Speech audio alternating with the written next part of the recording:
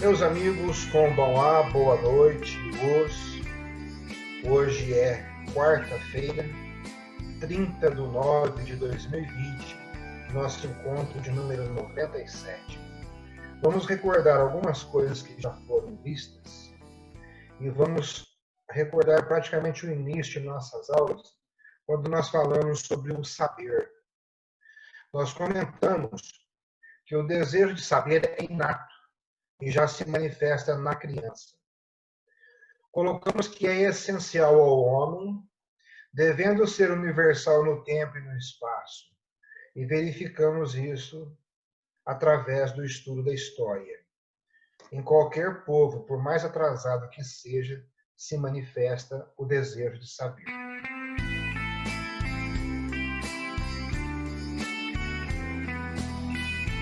E nós colocamos também que existem formas de conhecimento. E colocamos inicialmente que existe o conhecimento empírico, o conhecimento científico e o conhecimento filosófico. Então, quando alguém nos faz uma pergunta, esta pessoa espera, se não for uma pegadinha, claro, ela espera uma resposta coerente, convincente e que se enquadre dentro dessas formas de conhecimento.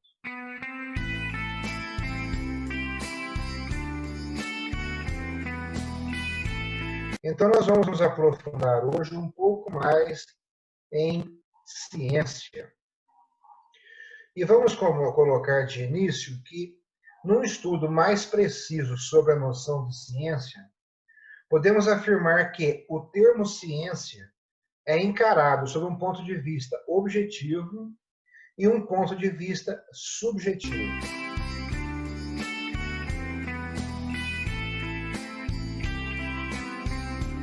Definindo, objetivamente, a ciência é um conjunto de verdades certas e logicamente encadeadas entre si, de maneira que se forma um sistema coerente.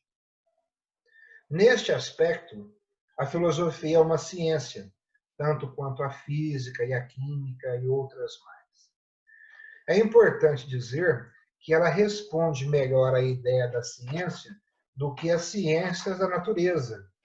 E por quê? Porque usa princípios mais universais e se esforça por descobrir a razão universal de todo o real.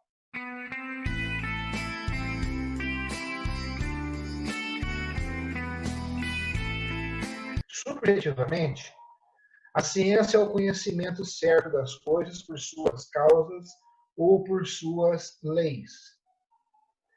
A pesquisa das causas ou do porquê das coisas é reservada principalmente à filosofia.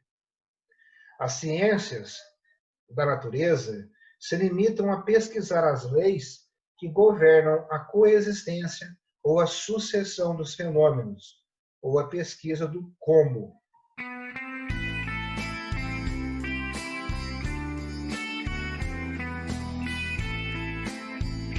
Num segundo momento, vamos colocar que só existe ciência do geral e do necessário. E isso resulta da própria definição da ciência.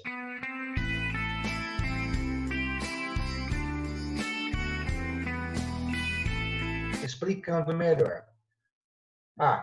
A ciência tem por objeto o geral. Toda ciência, tendo por objeto descobrir as causas e as leis, é, por isso mesmo, conhecimento do que existe no real, do mais geral.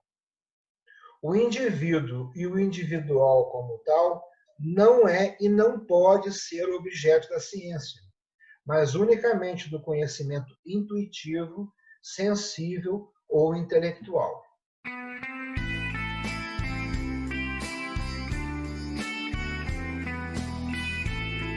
B.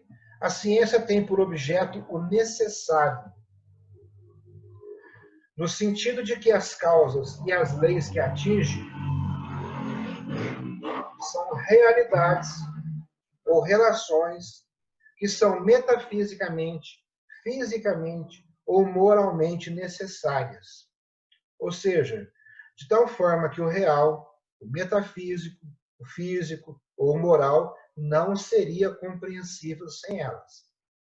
Além disso, não existe ciência do individual, uma vez que o individual como tal é contingente, ou seja, poderia não ser. É, mas é necessário que fosse.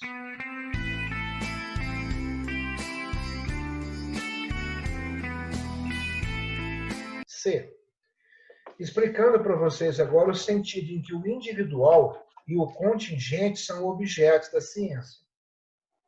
A afirmação de que não há ciência a não ser do geral e do necessário não significa que a ciência não leve em conta o contingente e o individual, mas somente que ela visa no contingente e no individual aquilo que é universal e necessário. As leis a que obedecem, as causas de que dependem, as essências e as naturezas que as definem como parte de uma espécie ou de um gênero.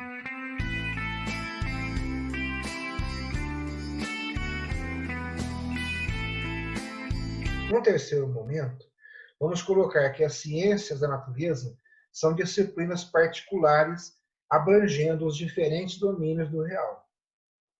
Tem um número indefinido e elas não cessam de se multiplicar na medida em que o estudo da natureza coloca em evidência a complexidade dos fenômenos naturais.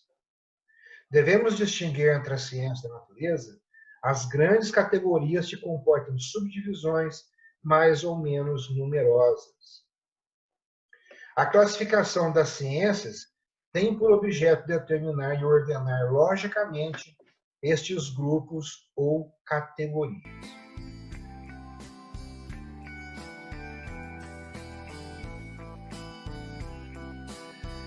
Então, simplificando para vocês aí, colocando um elo de ligação, no nosso treinamento, nós temos uma divisão em grupos ou categorias. Temos uma classificação e uma ordenação lógica. Existem leis científicas e postulados filosóficos testados de forma racional e empírica e que justificam e explicam objetiva e subjetivamente por que é assim e não de outro modo.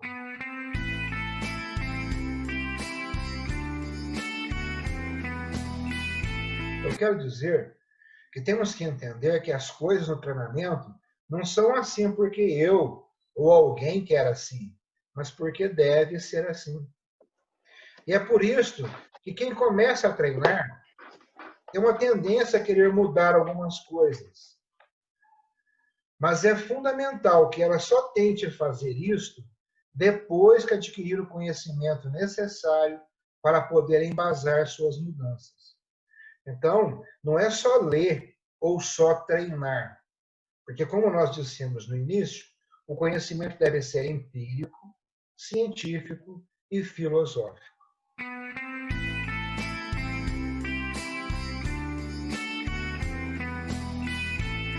Então, eu não vou aprofundar muito, que nos próximos dias vamos fazer essa classificação da ciência, mas essa ciência é um conhecimento de tudo que nós deveríamos ter.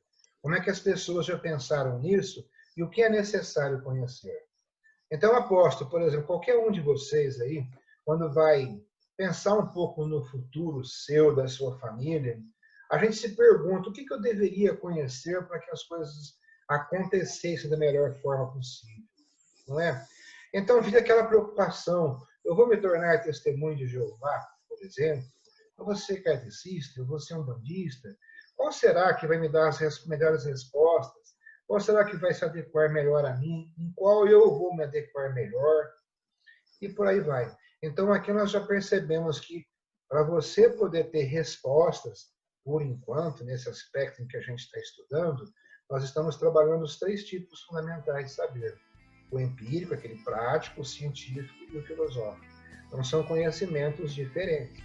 Então, muitas das vezes, você faz uma pergunta a alguém, esperando uma resposta dentro destes campos de conhecimento, e ela te dá uma resposta mística, uma resposta teológica, digamos assim, e você não sai insatisfeito com aquilo. Então, não é interessante. Bom, meus amigos? Muito feliz em tê-los aqui novamente. Desejo um bom descanso para todos vocês, uma vida longa e próspera. Oyasumi Nasai. Oyasumi Nasai. Até mais, pessoal. Boa noite, pessoal. Até mais. Tchau.